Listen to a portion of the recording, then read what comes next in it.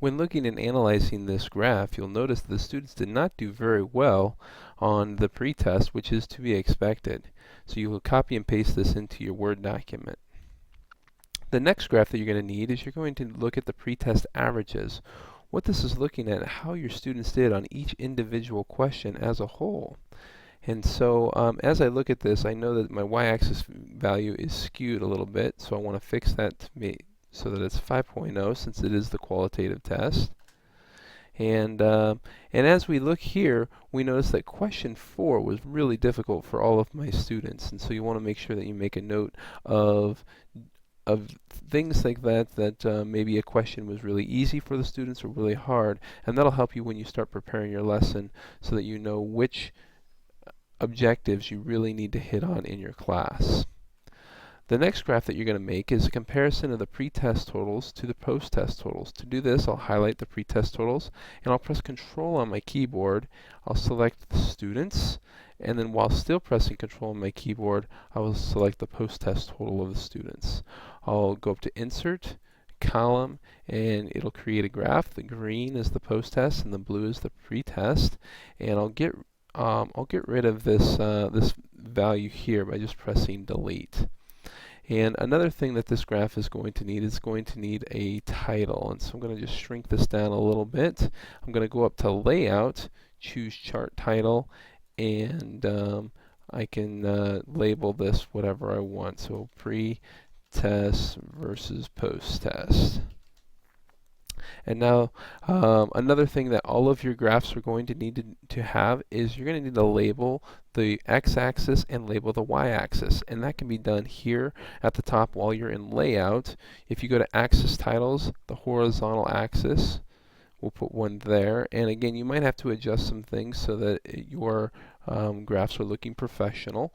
And then you also need a vertical axis here, and so it may take some doing to move these things around, but for instance, mine doesn't want to move very much. There we go, so that it's all looking nice.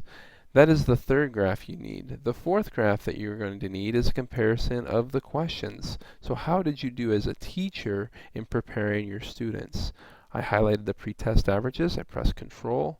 I highlight the post-test averages. Go to Insert, Column, and we see question 4 here that our students did a lot better, but it still was the toughest question in the book. Some things you're going to want to add to this graph are going to be the chart title and the y and x-axis titles. After this, what you're going to want to do is you're going to want to place all of these graphs in a Word document and answer the questions in the assignment sheet.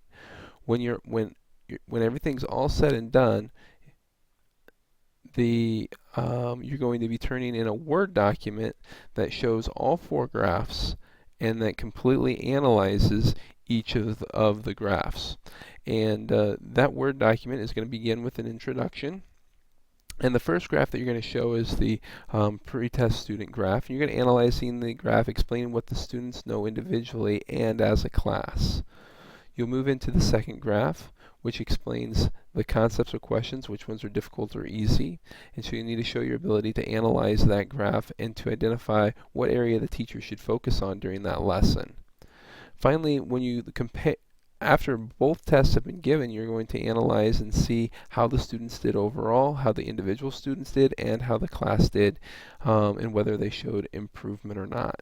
Finally, a comparison of the averages will be data showing on how well you did in reaching those objectives in your class. Finally, that Word document is going to need to end with a conclusion in how this data is useful in helping teaching your students and helping you in preparing you for your classroom. So if there's any questions on this assignment, you can go and look back at the assignment sheet and it'll have the answers for you.